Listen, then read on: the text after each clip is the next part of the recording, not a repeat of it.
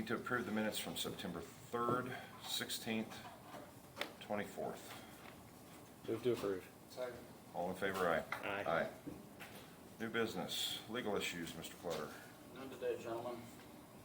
This meeting's going fast. It's gonna be moving. All right. Next is Ms. Lasley. You're next on the agenda.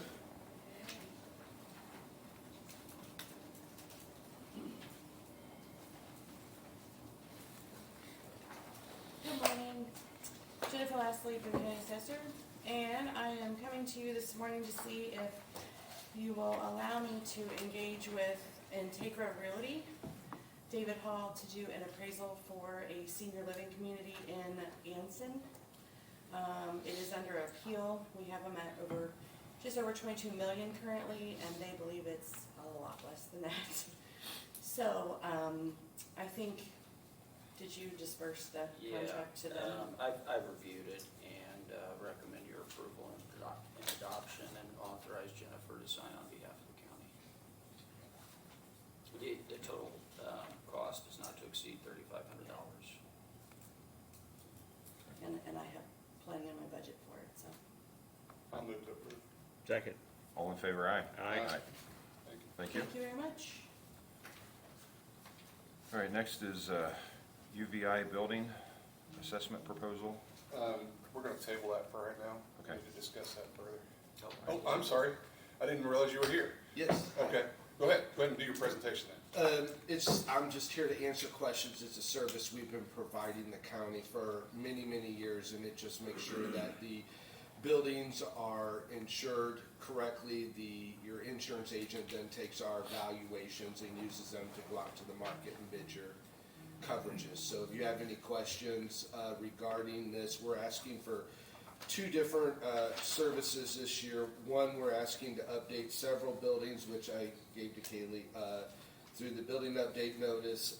Several buildings just via desktop, which is pretty inexpensive, but there are two buildings we want to do updates with site inspection, and that is the jail. Obviously, they've expanded it considerably, and we need to bring all of that together, the old construction and new construction, and figure out what a total replacement cost would be. And then the other building is the courthouse. Both of those have been not been updated with site inspection for quite some time. I'm going to say like 7-8 years.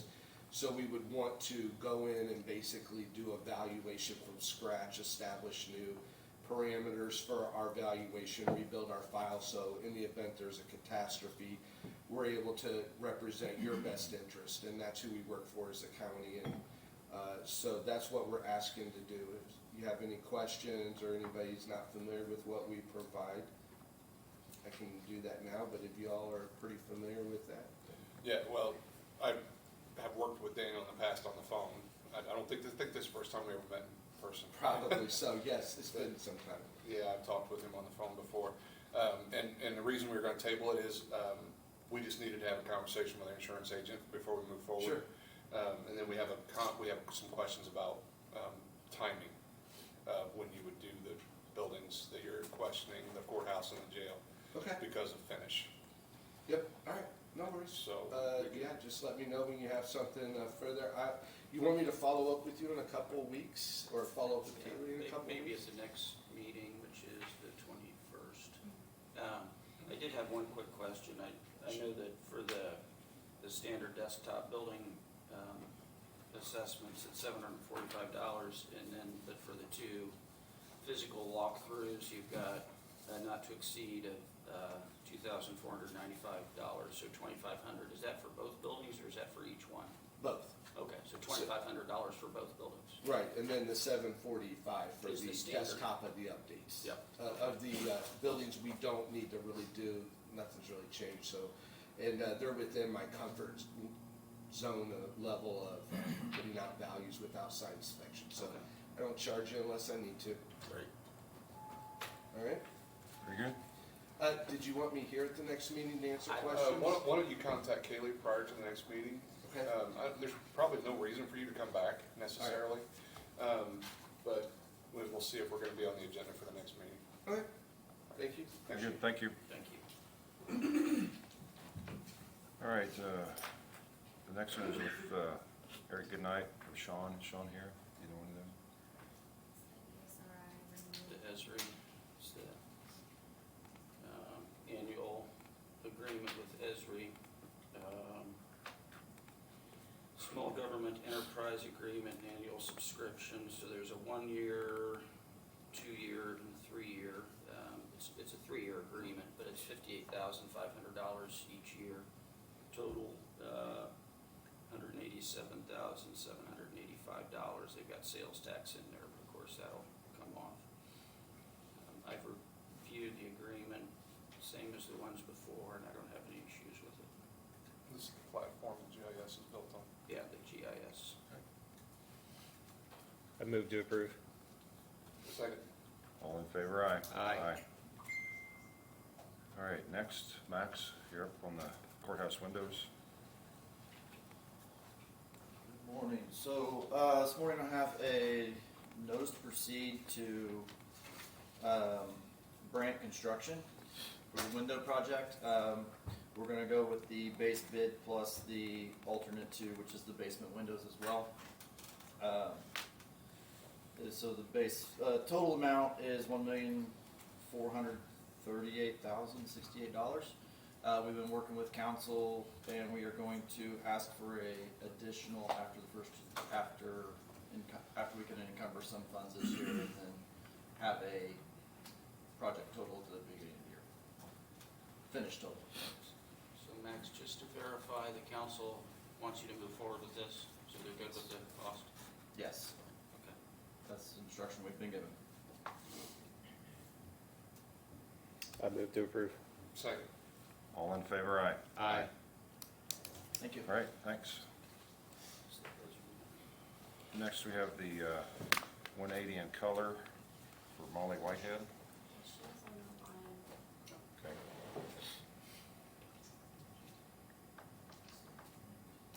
I'm online if you'd like me to jump in. Yes, if you would, please. You are, the room is open for you for both of these, so. All right, thank you. Molly Whitehead, CEO of the BDC. These two agreements you have in front of you are both related to the Money in Color program. This is a Ready One program. Several months ago, you all approved an original contract for the Money in Color program, and that's related to the ARC, or a project at the ARC. This is the remaining amount of the funds. So the county has received a total of $90,000 for this program. So this will provide matching funds for 4 different projects around the county, in addition to the 5th project at the ARC. The first contract is the same as what we previously signed, and the second contract is actually a completely separate but related grant. The AWCCF grant, don't ask me what it stands for, but essentially it is a $30,000 grant that Boone County is also receiving to be used towards this program. I think that because I had originally had Jeff listed as the signatory on all of this, if it's possible to continue that, they've already got his info preloaded and ready to go. That would, I think, be the easiest for us. Happy to answer any questions. Any questions? I believe I completed the 180 sub-recipient agreement last week. Molly, is that what you got told? So there are essentially 3 separate agreements that will need to be signed. Okay, so I may have done number 1 instead of number 2. You may have done number 1, but number 2 and his third grant needs to be signed as well. Okay. I received one on Friday when I was out of town, so I haven't had a chance to look at it. Okay, that's probably number 2. Same exact language as the one that you previously approved. So basically what we would need to do is for you guys to make a motion to approve me signing these agreements on behalf of the board, since I'm the signatory on the list. If that's okay with you. I'll make that motion. Second. All those in favor, aye? Aye. Aye. Very good. Thanks, Molly. Thank you. Thank you. All right, now moving on to old business, the ARPA project list amendment.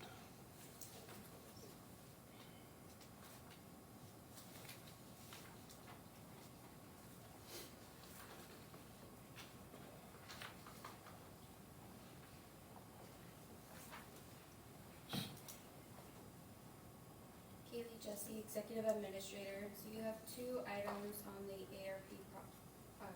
project list, sorry. The first one is the PC laptop replacement cost for $60,000. This was previously discussed at a council meeting during the last budget workshop and was an oversight, so we're adding that to the list based on their recommendations. And then the second one is amendment to the dollar amount to the contour data LiDAR readings. That will increase the number to $72,285.89.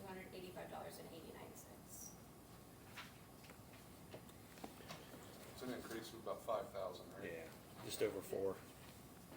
485. Is it 485 to have it like 485. Any questions? I'll move to approve. Second. All those in favor, aye? Aye. Thank you. All right, staff reports, area plan. Max, do you have anything else? Do a quick Justice Center update if you'd like. That'd be good, thank you.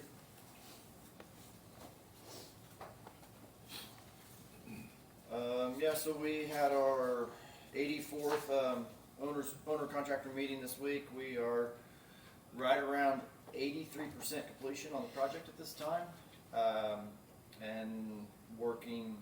So we're at 148 days without a recordable incident on the project. Couple issues we're working through so we're working to get the kitchen infirmary turned over. We were shooting for the middle of this month to get that turnover. Looks like we should still be on schedule for that, but we are having some problems with the kitchen hood. The supplier will be out on site this week working through those problems, having some electrical issues. And then Crosby is also working to get water back up to the Lebanon shooting range. The line that was installed isn't holding the required pressure for Lebanon. So we're working through that. We did walk last Wednesday for a kitchen punch list walk. I felt like it went really well. We didn't come up with any major issues. So Hagerman's going through and correcting the small things that we did find. Site paving, if you go out that way today, you'll see that we do have a paver on site.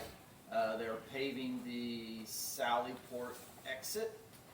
So, and then I think they're gonna also get us up to binder in front of the barn and then a couple other places on site to get us through the winter.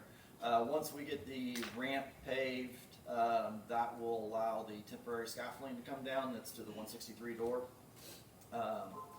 And we're gonna create a new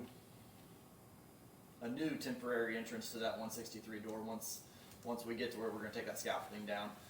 They have poured concrete up. If you're familiar with with that area where the kitchen door is, they poured concrete there, so we're gonna come in, go up the ramp and in that way. It'll be a lot safer for the winter, and it'll give us an opportunity to get rid of that ramp. But will they drop off at the Sallyport then?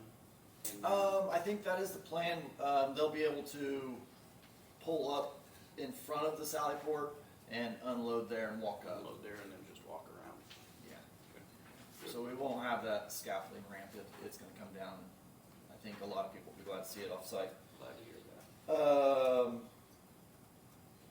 Unit B is coming along very, very well. We did our final above ceiling inspection, and they are starting to drop ceiling panels, and that's starting to look a lot more complete. Doors and flooring are going in that, or flooring's done. Doors and casework is still being installed throughout A and B, both upper and lower levels.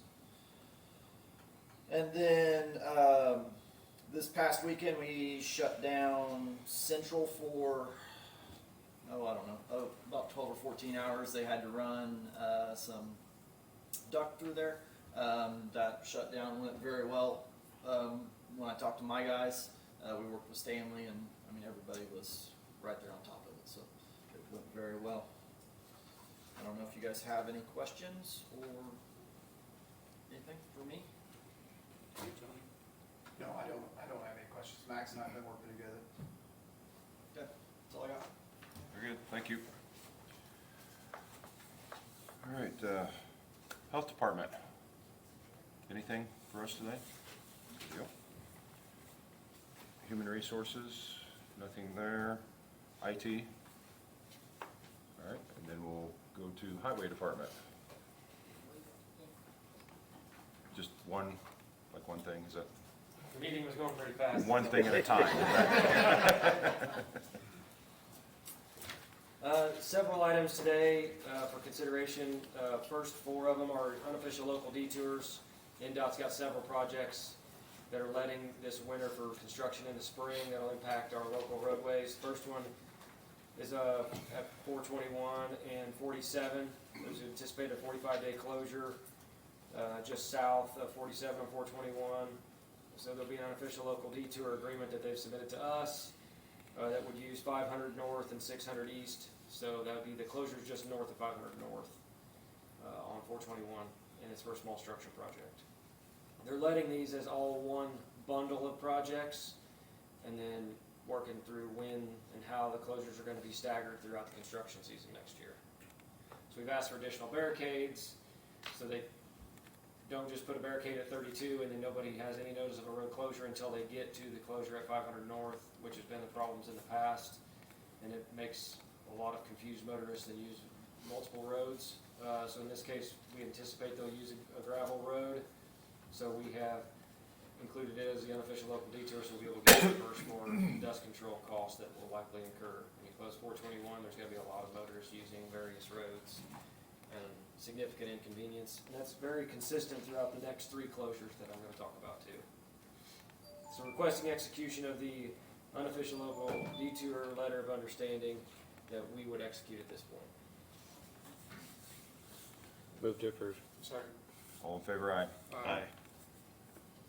The next one is DES 2002198, and it's a 45-day closure again. This one's on 267, just north of Fayette, so at 700 South is where the closure is going to be.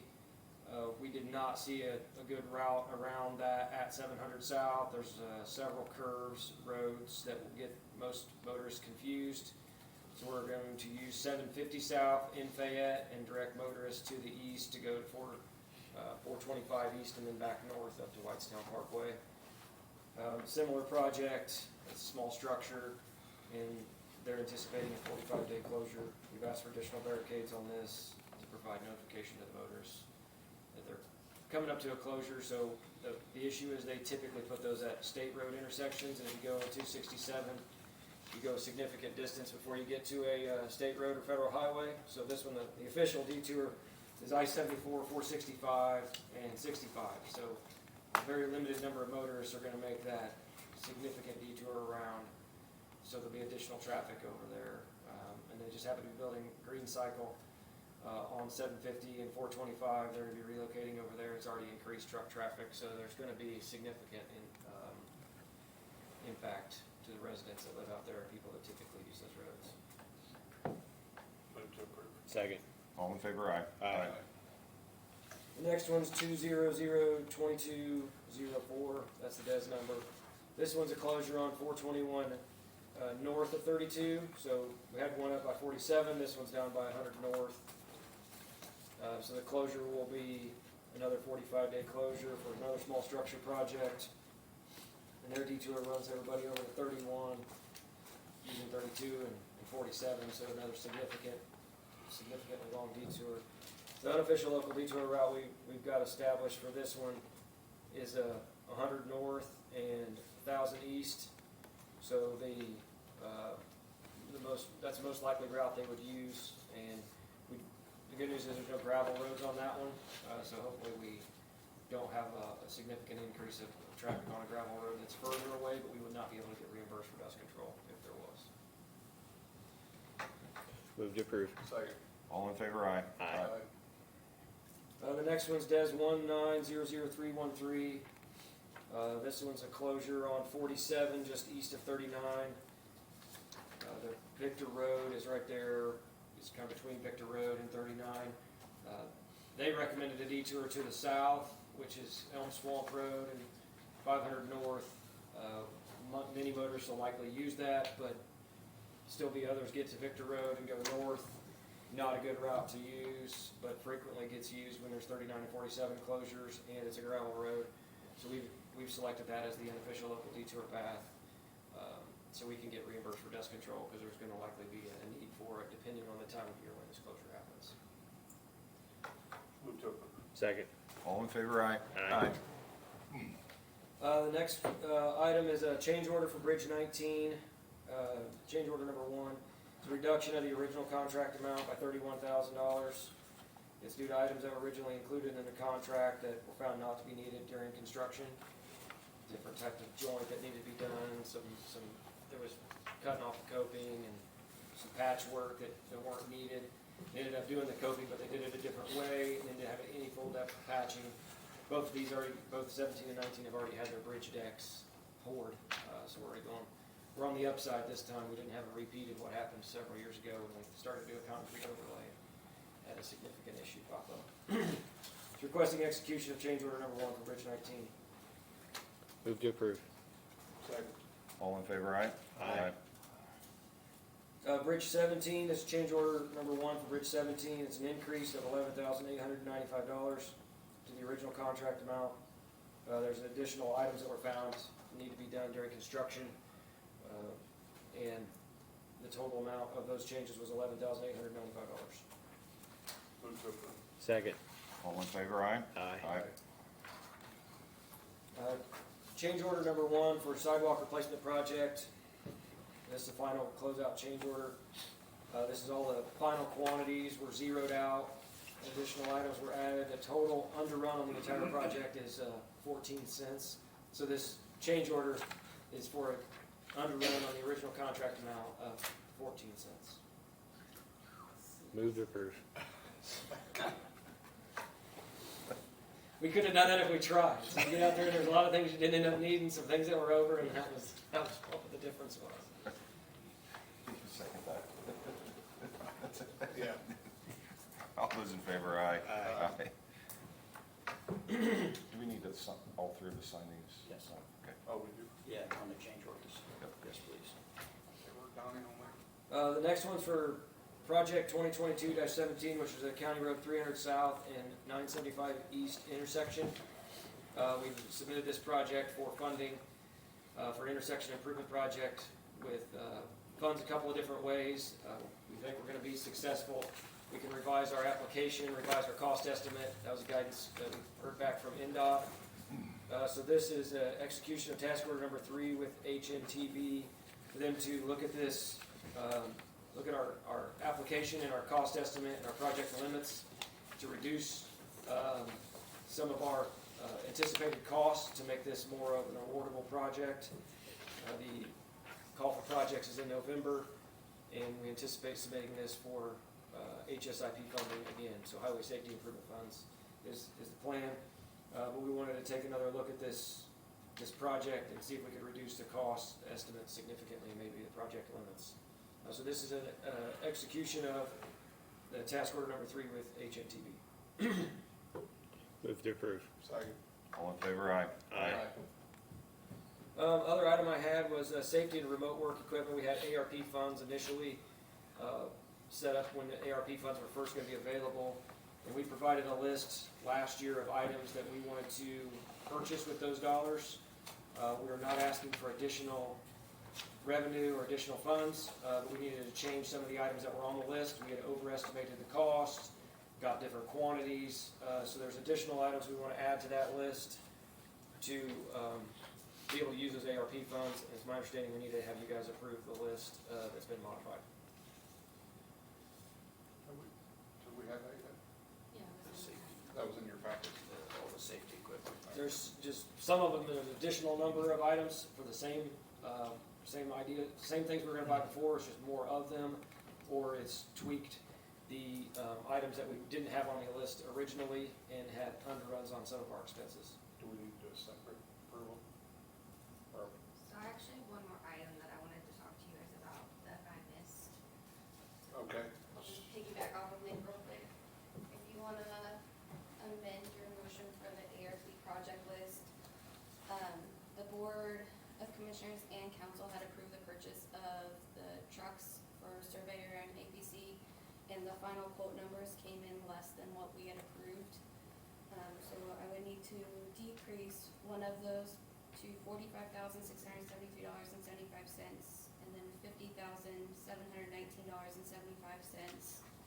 And then I would amend the project list to include all of his. to include Items. these changes. Yep. Safety equipment. I'll move to approve. Second. Thank you. All those in favor, aye? Aye.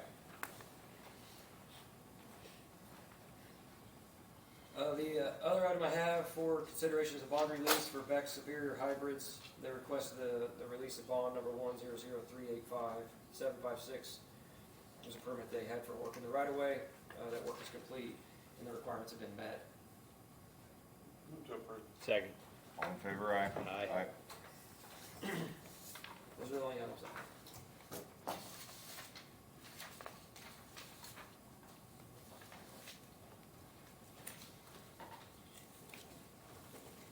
All right. Elected officials, anyone? Moving on to then documents. Okay, we've got two claims to ratify relating to the jail project. The first is for Loomis Brothers Equipment Company, $35,405. This is for card-operated washers, dryers, free-use washers and dryers, card-use readers, kiosk programmer, and cards for the community corrections in Unit E. And the second is $1,522,157.06, which is a draw request number 23, on the expansion project, and that goes to GM Development Companies. Request your ratification and approval. Move to ratify. Second. All in favor, aye? Aye. And then, big batch of claims, normal claims, including payroll. Move to approve. Second. All in favor, aye? Aye.